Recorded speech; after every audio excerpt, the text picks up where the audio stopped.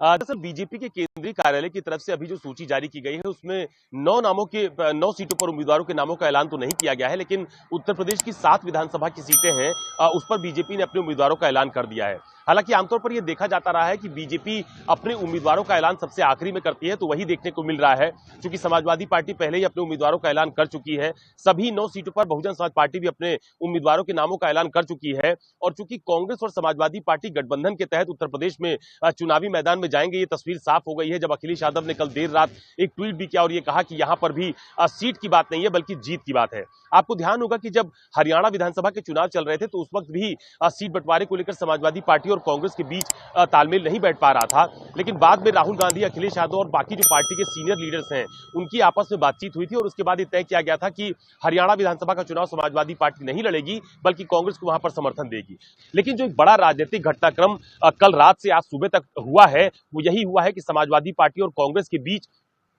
जो सीट बंटवारे को लेकर एक पेच फंसा हुआ था और ये कहा जा रहा था कि समाजवादी पार्टी कांग्रेस को 2 सीटें देगी या 3 सीटें देगी, इस पर बातचीत हो रही है। बार बार अखिलेश यादव भी इस बात को कह रहे थे कि अब जो पार्टी का शीर्ष नेतृत्व है वो बैठ के तय कर लेगा, ये हमारे और उनके बीच की बातचीत है, इसलिए बीच का रास्ता जल्दी ही निकाल लिया जाएगा। तो इतना जरूर है कि अब अखिलेश यादव ने देर रात जो ट्वीट किया उसमें उन्होंने ये कहा कि सभी 9 सीटों पर समाजवादी पार्टी के सिंबल साइकिल पर ही चुनाव लड़ा जाएगा और उम्मीदवार जो है वो गठबंधन का होगा। तो एक बात तो तय है कि समाजवादी पार्टी ने उत्तर प्रदेश में कांग्रेस को सियासी दबाव में लिया है और अपनी बात को समझाने में समाजवादी पार्टी कामयाब रही है। शायद यही वजह है कि अखिलेश यादव ने ट्वीट करके इस बात की जानकारी साझा भी की है कि 9 सीटों पर समाजवादी पार्टी के सिंबल साइकिल पर चुनावी मैदान में उतरा जाएगा, उम्मीदवार गठबंधन का होगा। 7 सीटों पर अभी तक अखिलेश यादव अपने उम्मीदवार उतार चुके हैं। 2 सीटें यानी गाजियाबाद और खैर, ये 2 सीटें बाकी हैं जहां पर अभी समाजवादी पार्टी ने अपना उम्मीदवार नहीं दिया है। कुंदरकी से भी उम्मीदवार के नाम पर मंथन किया जा रहा है, क्योंकि वो एक मुस्लिम बेल्ट है, वहां पर बहुत ज्यादा तादाद में मुस्लिम मतदाता हैं, लिहाजा वहां पर 2